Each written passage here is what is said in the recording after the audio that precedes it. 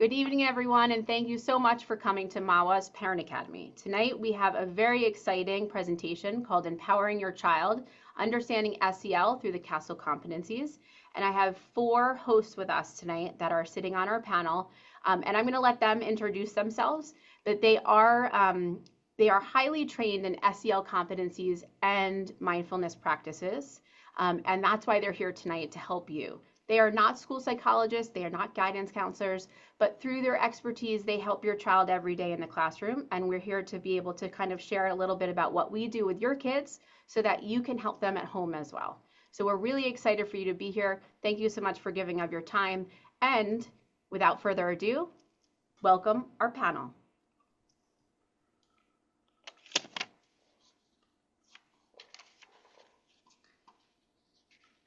All right, you guys can start whenever you're ready. All right. Hi, I'm Christine Petrowski. I'm an SEL coach in the district, and I work at George Washington School, and I currently teach 3rd grade.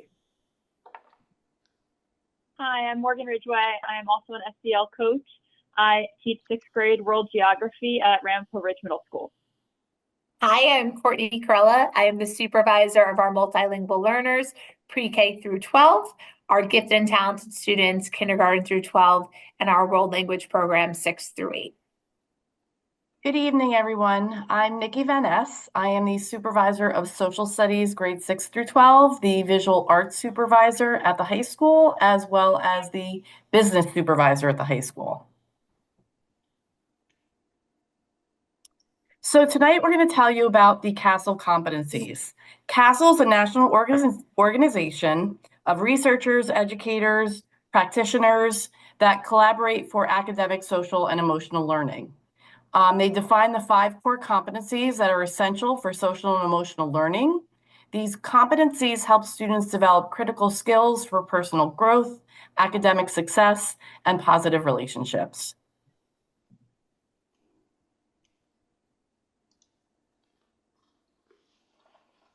So what Nikki and I are going to do for you tonight is jump in and give you the definitions. And then what we're going to actually see from you, our amazing educators, is how they utilize these practices within their classrooms. So specifically, self-awareness is the ability to understand one's emotions, thoughts, and values, and really how it influences their behavior.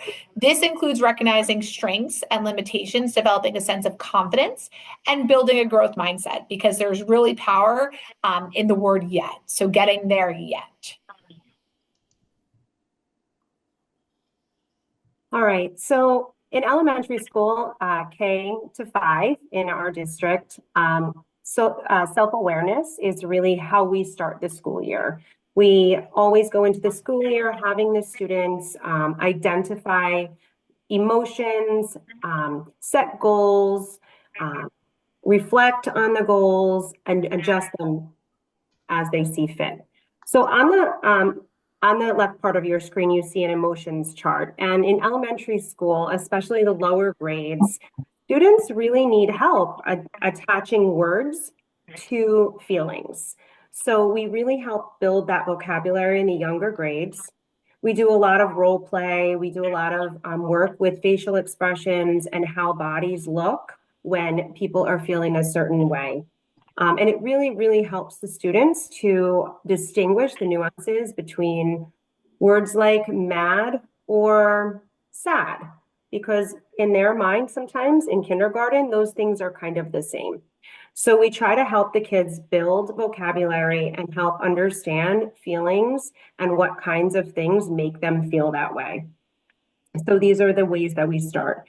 So one of the things that we do that's really helped us build self-awareness is identifying goals and setting small goals. So students can set small goals and then, small weekly goals. So this week I want to try to invite a new friend to play, or I want to try to come to school, with all of my school supplies, or just small, tiny goals that will help them be successful and will help regulate emotions. So we help them to do that. And then at the end of the week, we go back and we reflect on those things. And we say, how did it go? Do we need to change it? Do we need to celebrate that you achieved your goal? Do we need to add a new goal for next week? And it really helps the kids a lot in terms of their emotions and their feelings and regulating themselves and being ready to learn. Something we also do is called the waiting game. And the students learn, usually in our whole school morning meeting, how to practice these games. And what they do is they really practice waiting 5 seconds before answering a question or making a comment or reacting to a difficult situation. And these types of things help them to gauge their responses and help them to understand that it's okay to stop and think about things and understand what an appropriate response would be before going ahead and doing that. Sometimes we do this with playing Simon Says and any sort of games like that that help the kids kind of build that self-control. Sometimes we manage it, their waiting time by tapping fingers or counting down from 5 to 1, just to make sure that they've stopped and they've understood what just happened and how to react to it.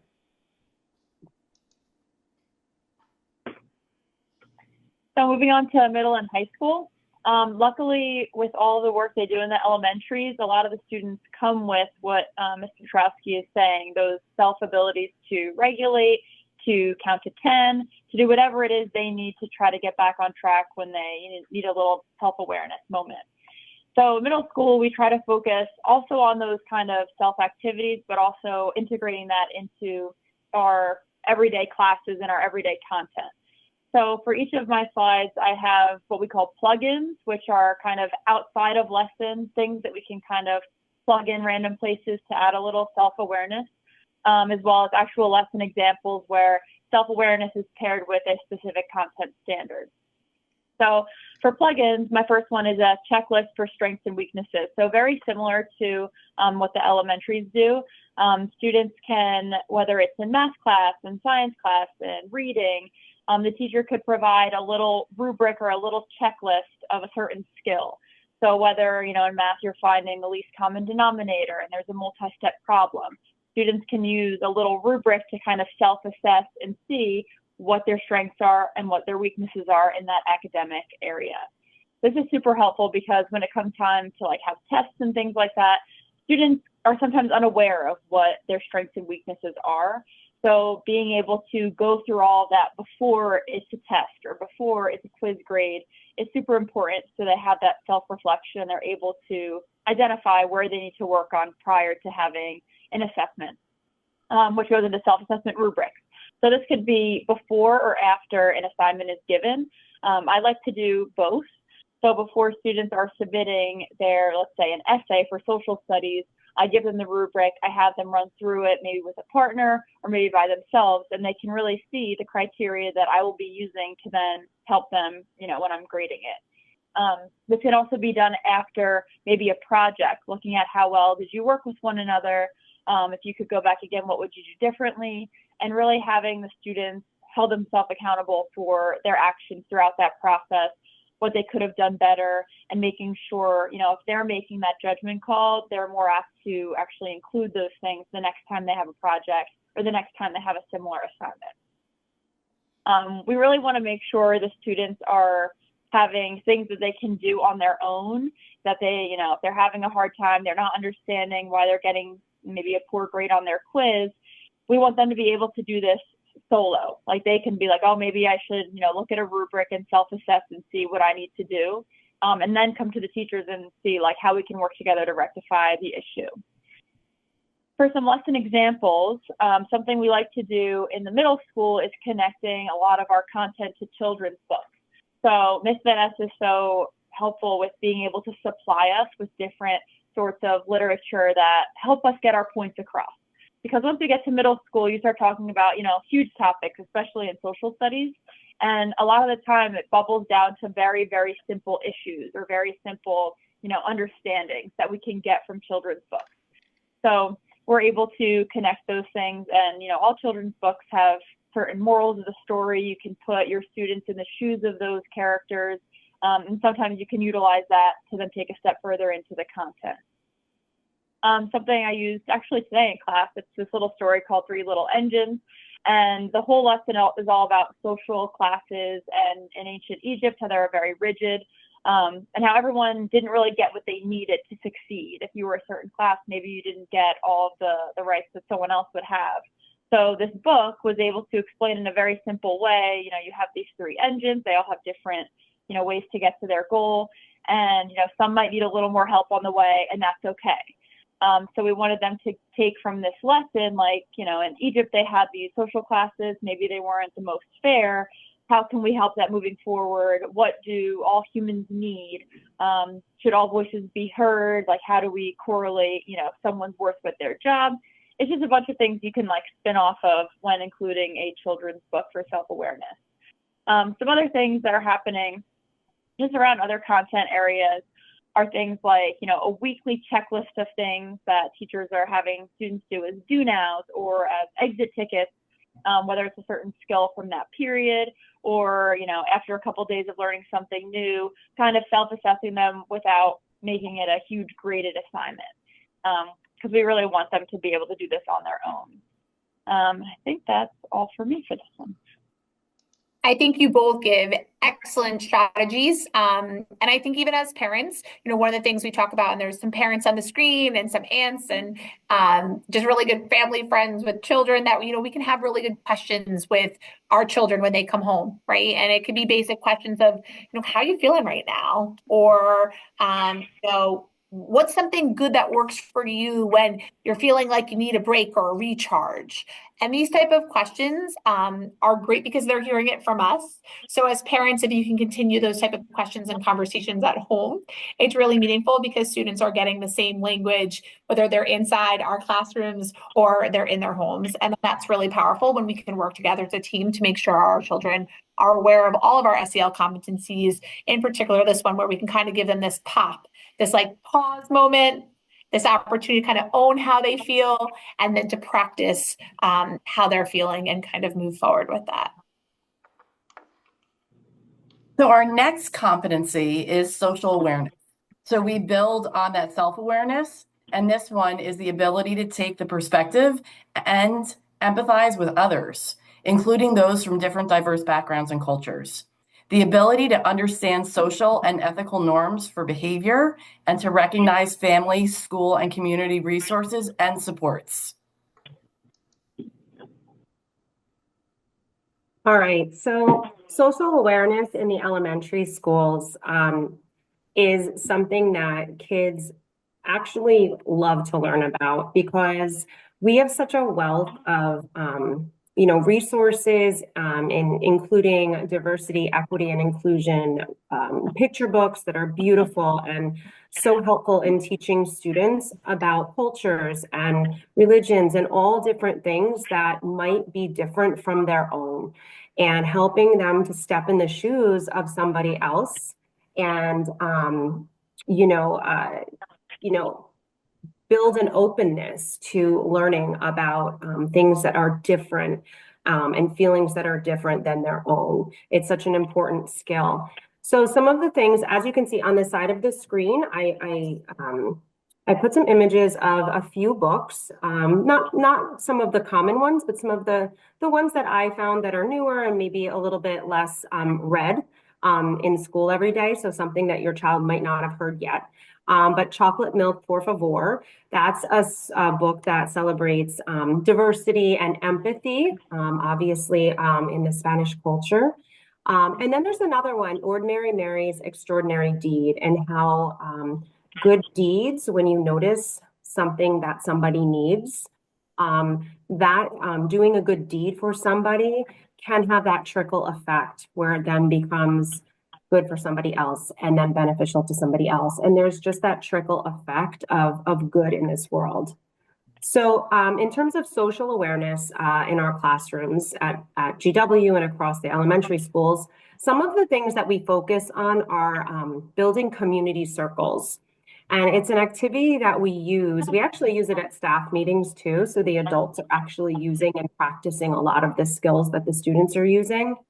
But community circles are kind of safe spaces to share information, Okay, so they're sharing, but they're also learning from others during those community circles. A lot of times what we'll do is we'll set up like a concentric circle where there's a big circle and then there's a smaller one on the inside, and students are facing one another. And the students are given some sort of a prompt or a question. A lot of times we do this in the beginning of the school year so students can learn about one another.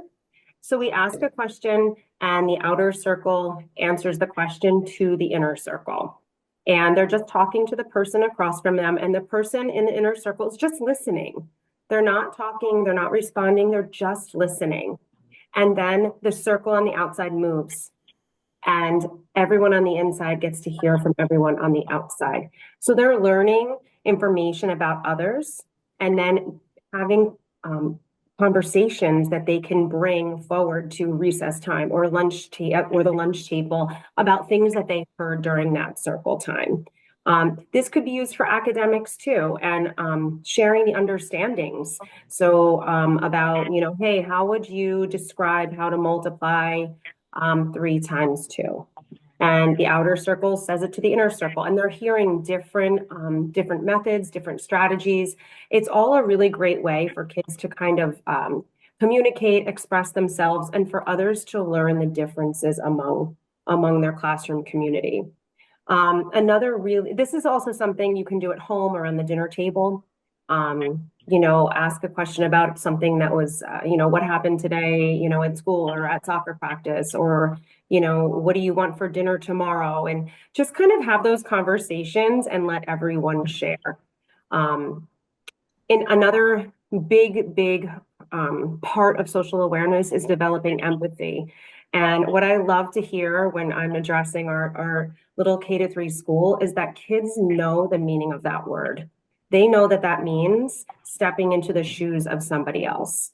And a lot of times what we do with students at the elementary level is we participate in kind of social stories where there'll be, a video or an image on the screen or a real life thing that happened in class or on the playground. And the students will explore different perspectives and how they might identify or deal with something like that, okay? Or how they never took that perspective or how they could try something new because of it. And these are all really, really great ways to help the kids to build an understanding of other people around them. Read alouds, like I said, are really, really important in the elementary school for identifying character feelings, looking at how characters are reacting and trying to mimic that in our own lives, and then understanding what characters are motivated by. These are all really important things and successful things that we do in the elementary schools.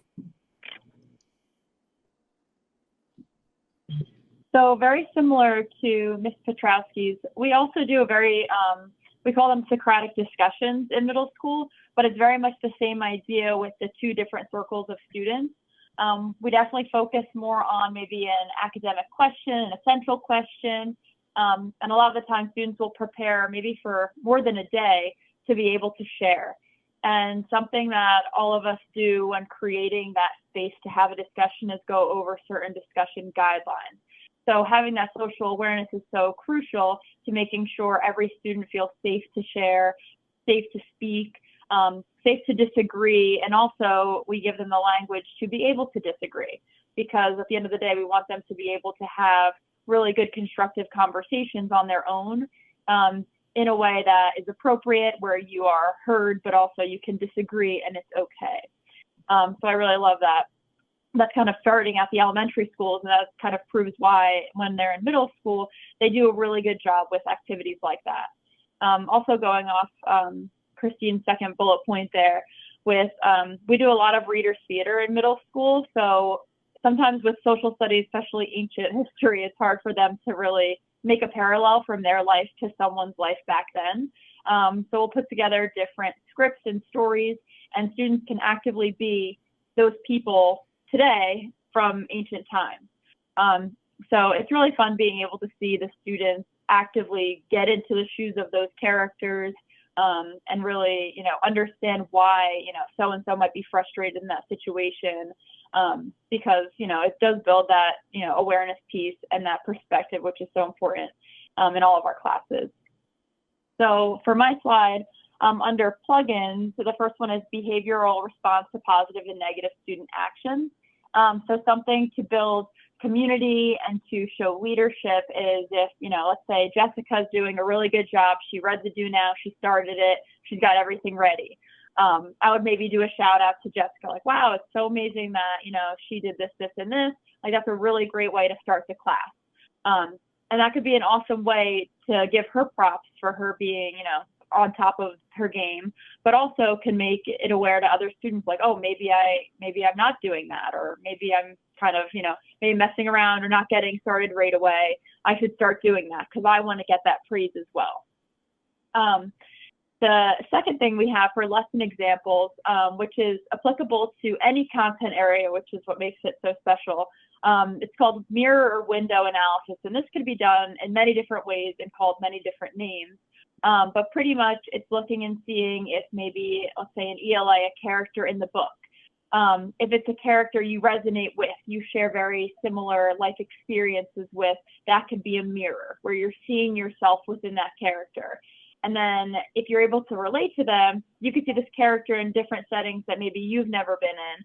So you'd be like, oh, if that character reacts like this, like maybe I don't want to react like that. If I come across that situation, maybe this is what I want to act like, or this is what I want people to take away from that. And if it is a window is seeing through a new perspective. So similar to the books that were just mentioned, like we like to add different stories and perspectives and characters that, our students don't necessarily see every day or don't hear about every day. Because, Mawa is like our beautiful little town, but there's so much more outside of it that we want to make sure students are aware of.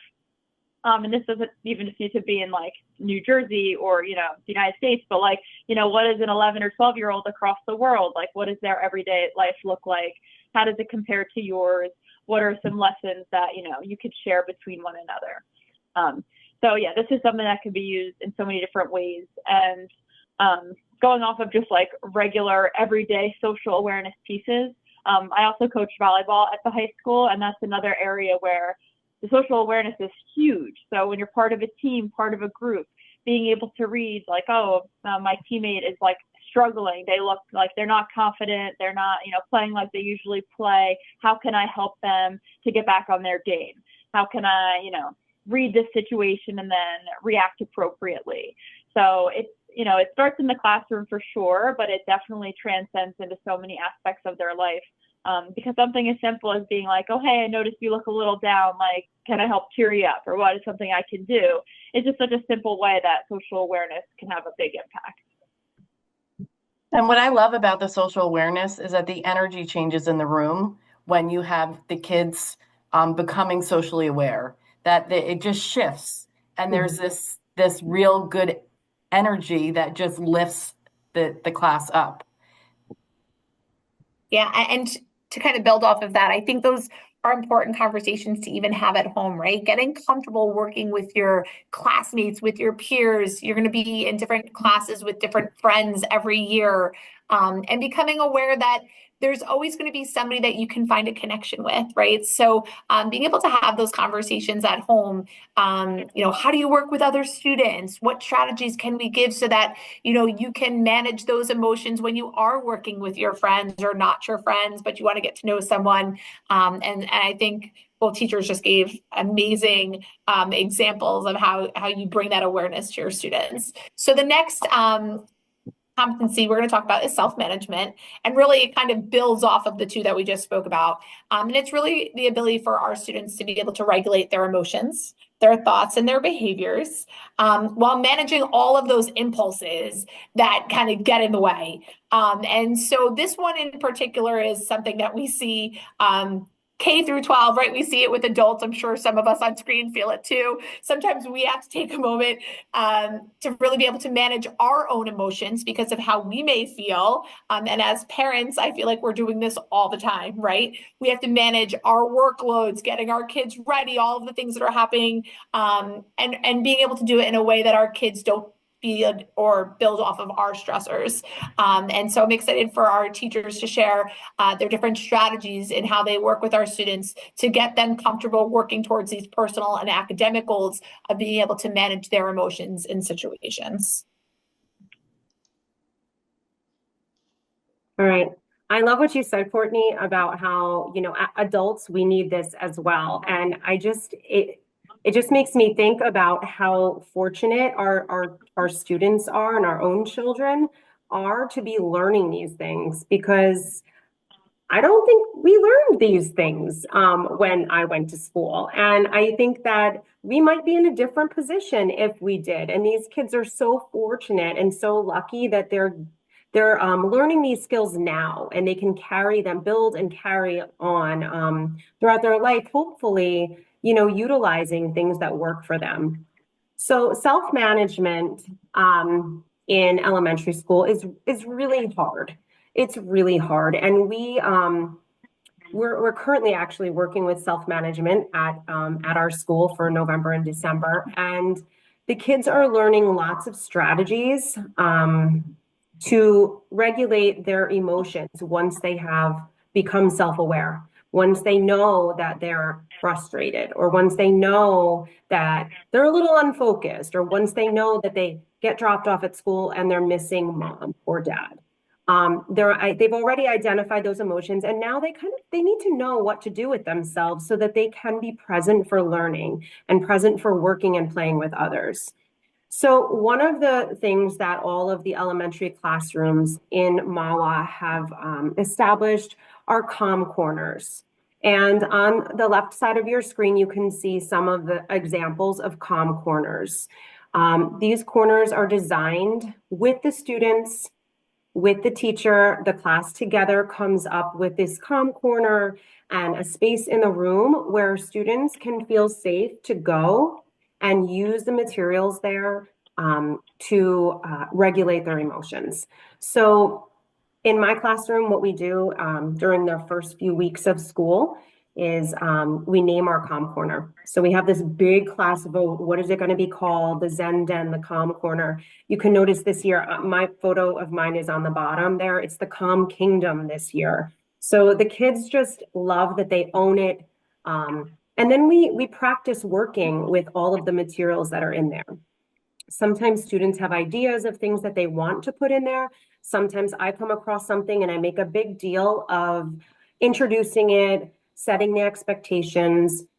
Calm corners are places that have timers so that when students feel that they need to go there, they can go there, they can set a timer, they can use the materials that are there to help them to refocus, regulate themselves so that they can go back to learning or doing whatever activity it was. So some of the different items, I always provide some tactile items like sand, like fidgets. We have lots of opportunities for writing. There's all kinds of papers for writing, for drawing. We have some mindful coloring in there. We have rain sticks and glitter jars, and we have a book of affirmations, which the kids actually made themselves. So we make one each season of the year, and we draw and we come up with our own affirmation statements. And the students really, really love using it. And you might think they're going to overuse it, they're going to avoid work. They don't. They actually learn and they become really responsible for knowing when they need to use it. They head over there, they know there's a time limit, they use what they need to do, and then they come back. And it's a really, really nice way for students to be able to take the break that they need right in the classroom. While it's okay for them to take a break out of the classroom, it's always best to keep them in the classroom. And this is a great opportunity for that. This is something that all families can do at home as well. Find an out of the way kind of space and stock it with little things that might help your child to reset themselves. Maybe it's a place that has some adult things too that adults can use too, and students can see adults using it. And that's something, it's really, really useful, and it's really beneficial for children to have this. Another thing is breathing techniques. We use a lot of different breathing techniques in the elementary schools. I love a good theme. So we always kind of make ours, go with the theme of a season or something that's going on in our building or in our worlds. So currently we're working with the one that I have posted here, the 5-point leaf breaths. And it just helps students to know, hey, we learned this breath, it's leaves, I know what to do with it. My students have these on their desks, and I change them out every month to 6 weeks to something new. So by the end of the school year, they have a good, 9 to 10 different breaths that they've learned. Some of them like certain ones more than others. And it just is something for them, usually physical, they could do with their fingers, and or by tapping. And it helps to really calm them down and to really refocus them and give them that wait time before they come out with whatever they need to say. Or sometimes in that time when they're breathing, they realize whatever was bothering them really isn't a problem anymore. So that breathing, that mindful breathing, is really important. There's tons of different ones on the internet, and it's fun for kids to do new ones. They really enjoy it. So all the things that the elementaries work on with the students regarding self-management are so, so crucial to the transition into middle school and high school. So we all know the transition to middle school is never easy. I know we all back in middle school, it was scary. It's, a new building, it's new expectations, it's lockers, it's a rotating schedule maybe, it's, having 2 binders. It is so much for these students to take in when they enter these new buildings. And coming in with, things in their back pocket, like their breathing exercise, or just simply being able to recognize the feelings they have. They're overwhelmed, they're disorganized, whatever it may be, is so helpful for us because we're able to help them take that next step. So that elementary piece is so crucial for us transitioning them into these next few years of their schooling. So once they get to middle school, one thing that all the teachers pretty much do throughout the year are different sorts of goal setting sheets. So in the beginning of the year, it might be more oriented towards organization if it's for a 6th grade student who's just kind of figuring out what a binder is and how to use it and make sure it's functional. It could be setting up times to go to their locker or an AM and PM binder, different things along those lines. The goal setting sheet could also be towards a certain grade. I know there's a lot more grades in middle school. You have, social studies is now a graded subject. You have science, you have so many more things to manage. And having your students set a goal and be able to write how I can achieve that goal. If I don't make my goal, what should I be doing? And being able to check in, with their teacher on how to either fix their, the way to get to their goal to make it more manageable, or maybe if they're setting too low of goals, how to challenge themselves. The goal setting sheet is something crucial that is easily plugged in anywhere, in any class, any grade. Because we're still using impulse control in middle school and high school. 3 before me is something that is a way for kids to recognize oh, I just spoke. I should definitely let a few other students speak before I speak again. Because we all know a basic class composition will have a couple of kids that love to speak, a couple of kids that speak sometimes, and a few kids that maybe don't speak as much. And maybe that's for multiple reasons, but maybe they're not given the space to speak. So having the 3 before me allows everyone to have an opportunity to share in a less competitive way. If they know a couple less hands are up, maybe I'll be the one to get picked. The last plugin we have is creating a list of controllables and making a plan. So again, with the middle school transition specifically, there are a lot of things out of students' control. So let's say passing time is a huge one. It's about 4 minutes. So maybe if their class is far, they're going from gym, they're going from lunch, they still need to be able to make it on time, but maybe we can make a plan to figure out how they can control making it on time. And that's where we love to work with students and come up with solutions, like maybe, Jack will leave his binder in my classroom before he goes to lunch so that he goes right to my classroom after his stuff is already there. But being able to create that list with them and create a functional plan is the first step to getting that management piece. For lesson examples, something I have in my room in particular is a board. It's called Famous Failures, and there's about 20 different little blurb stories about famous people today, athletes, talent figures, bunch of different people who had a rough patch growing up or had a rough moment in their career. And it's really to help celebrate that through failure, we're really able to figure out what we can do in life, our strengths, and how to come back from failure. So of course, in your, middle school and high school, maybe one bad grade can feel like the end of the world. But in reality, we got to figure out, what happened to get that bad grade and how we can move on from that and manage that.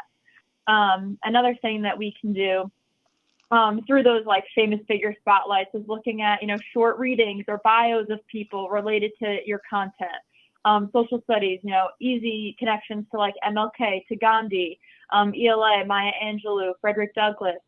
There's so many content-driven ways to also look at self-management and social management and be able to identify, if this person was able to do it and they're successful, I should also be able to do it and be successful.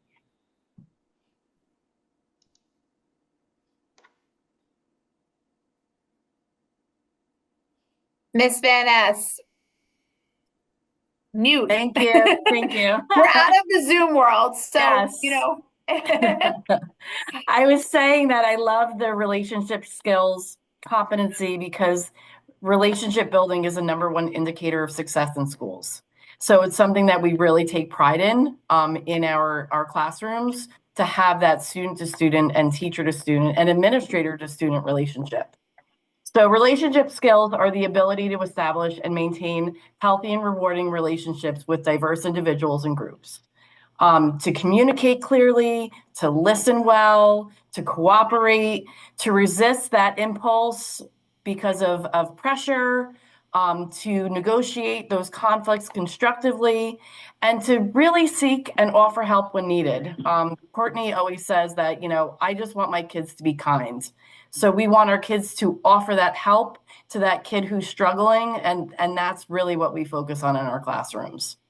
And before we move to the slide where the teachers are going to talk about it, the 2 teachers on the screen are experts in building relationship skills, not only with their children, their children in the room, because they get excited even when the students move on and they see Ms. Ridgway in the hallway or Ms. Petrowski when they get to come back. The excitement they see when they see these 2 educators is tremendous. But it's really impressive how they're teaching their students to be leaders and to be tolerant and kind and respectful and inclusive. And before we jump into it and the teachers really get to the point of how they're doing it, it's such an important skill living in a global world where we are producing children, right? And I think we kind of highlighted it before. These are life skills. SEL is teaching us how to be productive citizens and future leaders. And being able to have relationship skills is so important, regardless of what career you choose in life. You're going to be working with others. And so to be able to maintain healthy relationships and build open communication is so essential to success, not only within schools, but outside of schools as well. And you're going to start to see how these 2 educators are really training our children to be able to be those productive citizens as they continue through their educational careers and beyond. All right, so in elementary school, building relationship skills is something that we introduce after students are able to identify their own feelings, regulate themselves with some strategies. After they can do that, they're ready to build these relationship skills and work on effective relationship skills. Students in elementary school, get really nervous when they're in a class where their best friend is not alongside them anymore, or when a friend moves away and they have to maybe find a new group of friends, or when they're, when their best friend's not on their soccer team. So building relationship skills with others is so important in terms of, having, effective groupings in the classroom, having effective recess periods and lunch periods where students are able to find friends or talk with people who might not be their best friend, but they're able to sit and talk with a group of people or ask questions to a group of people.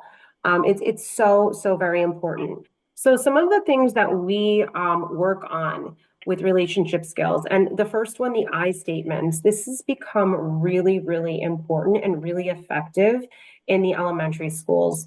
So together with our school counselor, we've helped the students know that there's these statements that they can make and they can kind of memorize. And we have them posted in our classrooms. We even have a bulletin board in the hallway. And it basically says, I feel blank when blank because blank. I need blank. So when students feel not, feel something negative about a situation, with a relationship, with a friend, with somebody who's not a good friend, who knows? But when they feel with another person that something is not a positive feeling, for them to have that ability and that power in them to use an I statement instead of quickly focusing on maybe pointing a finger at somebody else, like, hey, you did this, or I saw you do that, or just saying, or just maybe telling on somebody, to have the power behind them to say, I feel left out when you don't include me in the basketball game because I love to play basketball. I need or I would like to be included next time. Okay. And just simple statements like that, helping students to build that skill of just really telling people what they need and how they feel in a way that's not threatening. These kinds of statements really are helping our kids who are on the receiving end understand, wow, my friend or my classmate was bold enough to say, what they needed and what I can do better next time to make them feel better. And it really has worked so nicely for so many of our kids, and they're feeling so empowered by this, and the reaction is so much better than what it could be or what it had been in the past. So it's definitely something kids can use in school, outside of school, anywhere they are. And you know what? I'm going to be honest. I started using those statements, and I feel as if it's made me have that kind of strength to finally say to people, hey, this is how I feel when this happens. And would you consider, changing this or doing this or meeting me halfway or whatever? And it works for adults too. And it's not easy, but it is so powerful. Count me down is something that we do with the kids. We actually did it today with gratitude, but it can be used to build relationships. It could be used to build just thought process that will help us in life. But count me down is when you name specific things. So I'll say to my class, jot down 3 unique things about your family. Then jot down 2 challenges that you're currently facing. And then jot down 1 goal or dream you have. And then they meet with a partner and they talk about it. And you can tailor this to whatever you want it to say, but it's helping kids give information about themselves, listen to information from others, make connections, and establish those relationships that we want to see them have.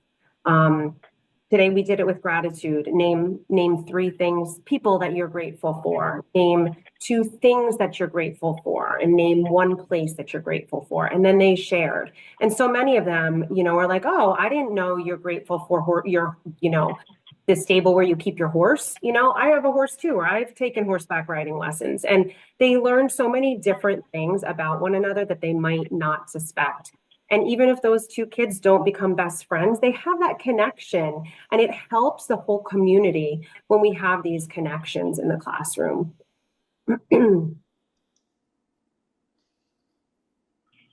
I really love those I statements. I think it's super helpful, like you said, as an adult as well, to be able to get those feelings across. And even if you don't get the result you want, it does feel good to be able to share those things and have a script to go to. So for relationship skills in high school and middle school, so I mentioned these before, the bounce cards to help enhance the class discussions. Those are ways kind of like the I statements where students can, pull out this sheet that I've printed for them, and there's a couple categories of sentence starters that students can use to either, agree or disagree with students, to add on to another student, to say, I think this was right about, this part of your response, but I also think this as well. So giving them language to be able to have the discussions is definitely similar to the I statements, an important part of relationship skills. The second thing is team bonding activities. So this can be done in any class, similar to the three things that Mr. Trosky just mentioned. Sometimes in my class, I'll do in the beginning of the year, like a cultural tic-tac-toe. So social studies is all about culture. So, having a couple questions on a tic-tac board, students have to go around, write each other's names down under certain things, whether it's, what kind of food do you eat at home? Do you speak a different language at home? And a bunch of different things so that, they can create community in class. They can create bonds, maybe with a new student or someone that they never really saw as, someone in their classes before or as a friend. Because we know in middle school, friendships always change. Like the person you're friends with in elementary school might not be your best friend in middle school. So they need to be able to recultivate those relationships. The last one under plugins is peer review guidelines. So something with peer review, with students being able to share work with one another, and then they kind of go over a checklist to see, do they have, this, and this criteria, how is their punctuation, how's their spelling? And a lot of students get very uncomfortable being, telling a student, oh, like, I think you need to go back and look at this, like you're missing, these couple of things. So there's this really cool video, it's called Austin's Butterfly, and it's, I believe, an elementary, like 3rd grade student draws a butterfly, one that you would think an elementary school student draws. It's very simple. It doesn't really look like the picture he's trying to copy. But through a series of about 8 different revisions where his classmates are giving him specific things to fix, like maybe make the wings a little pointier, or maybe, this section needs to be fixed, this shape looks a little off, like maybe you should try this. They see that, once he's done, he creates this beautiful looking butterfly. And they're like, wow, how could you go from the first butterfly to the last one? And it's through being able to critique and teaching, like, how does that look in a classroom? What does critiquing respectfully sound like? Do I just say, oh, this was bad? No, because that doesn't give them actual things to then fix. So again, giving them the language to help that relationship and that critique go forward in a positive way. Some other lesson examples could be spiderweb discussions.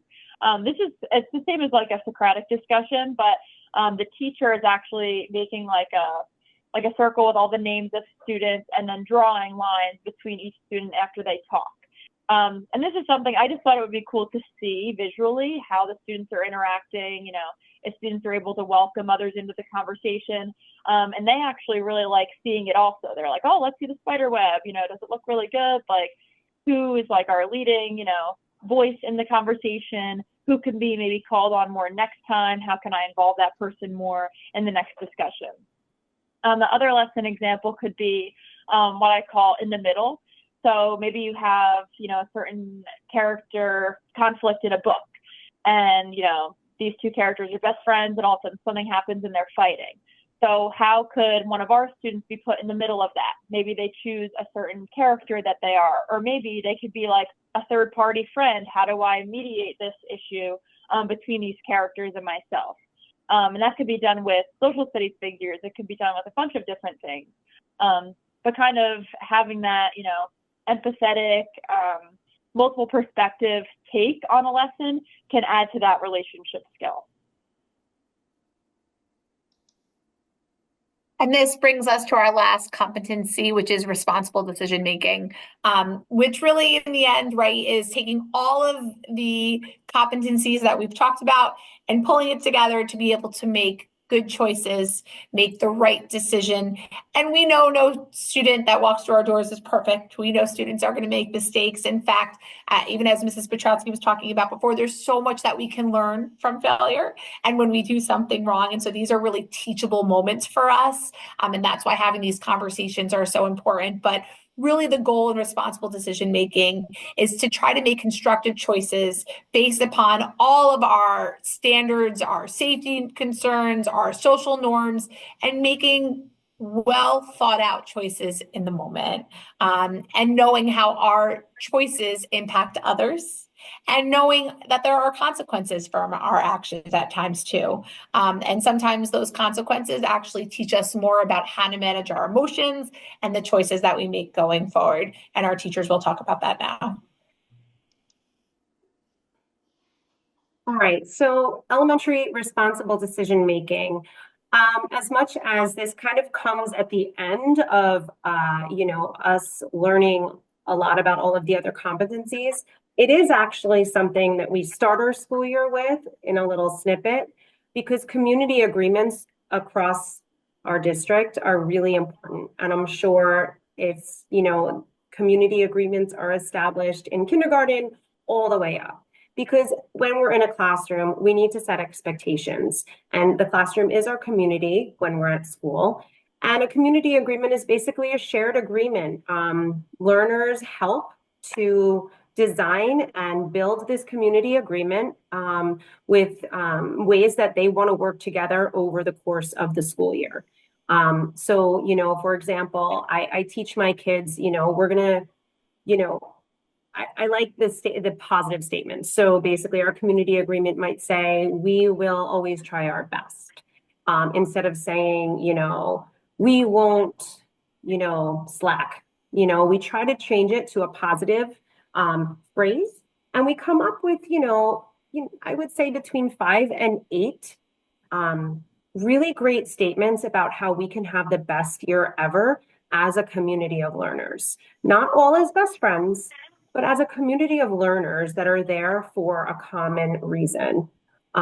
We talk about why we need to have certain things on our community agreement and what would happen if we don't, we don't pay attention to them or we don't follow those agreements, and how we can learn from our mistakes.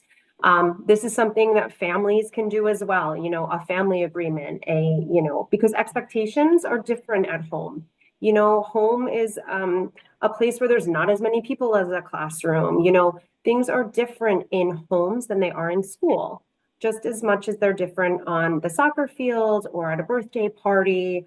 The expectations change. And for our young learners, that's really, really hard. So it's something where, kids need to know the expectations, but sometimes it's hard for them to change between, oh, this is what's allowed at school, but I can do this at a birthday party, or I can do this on the soccer field. And it's really helpful for us to give the why behind these agreements and why, not running in the hallway at school is really important, but running on the soccer field is encouraged. So these kids need to know the differences and the between all of their settings and how to kind of adjust their behavior and their social interactions between them.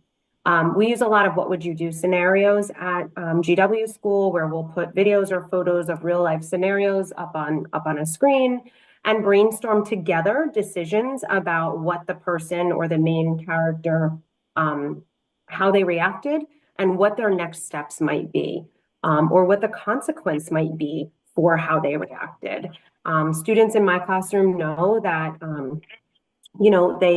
they have choices, and it's really important that kids know that they have choices and to really think hard about the difference between one of the choices versus another and what might happen, good, bad, or otherwise, if they make a certain choice. And I'm always asking them to weigh out the choices. What choice is going to get you where you want to be, okay, or be the most successful for you? And the kids really, when they look at it that way, they really start to make better decisions about themselves, which obviously create for a more cohesive community.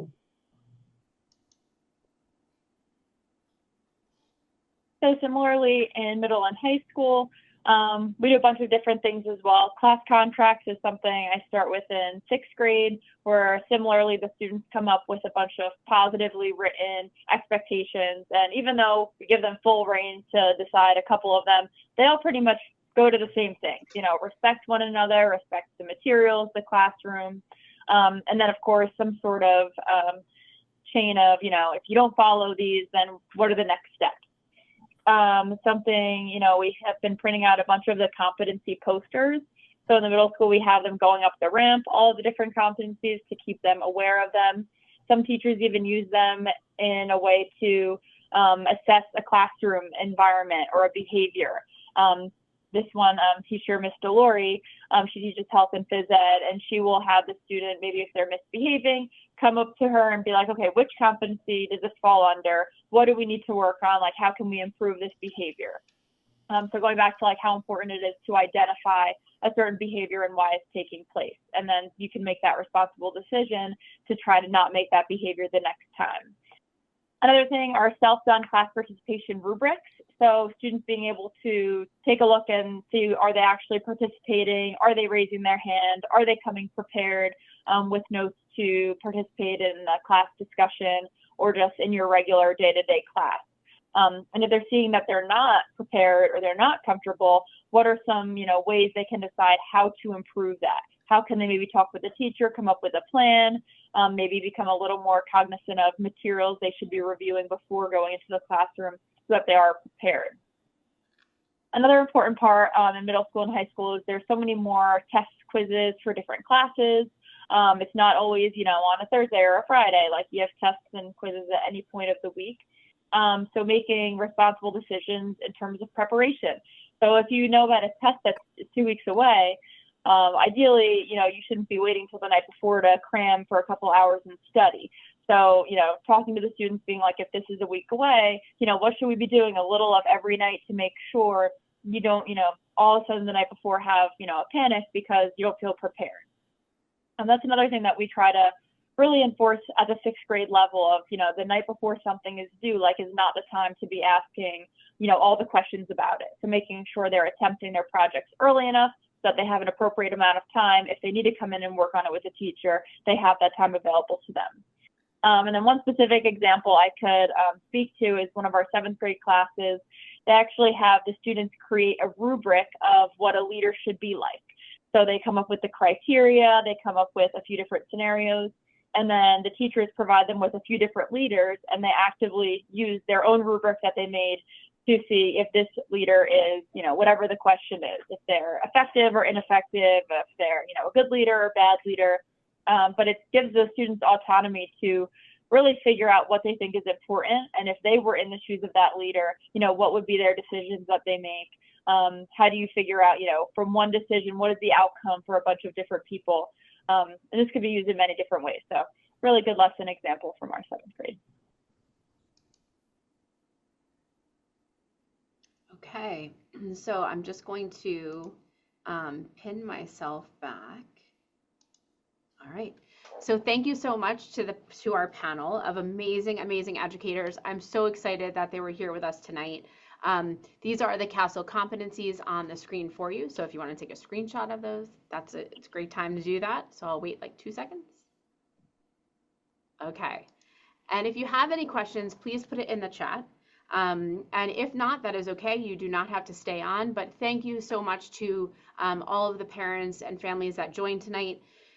For giving of your time. This was an hour presentation, and our ladies did a beautiful job at presenting all of the CASEL competencies and really relating it to how we approach SEL in our schools and how we try and help your child become that well-rounded child. So all of the things that we do in school only help what you're doing at home, and we really appreciate all the work that you're doing with your kids as well when they're not with us. So thank you to our panel for being here. Mrs. Petrowski, Ms. Ridgway, Mrs. Carella, Ms. Van Ness, thank you so much.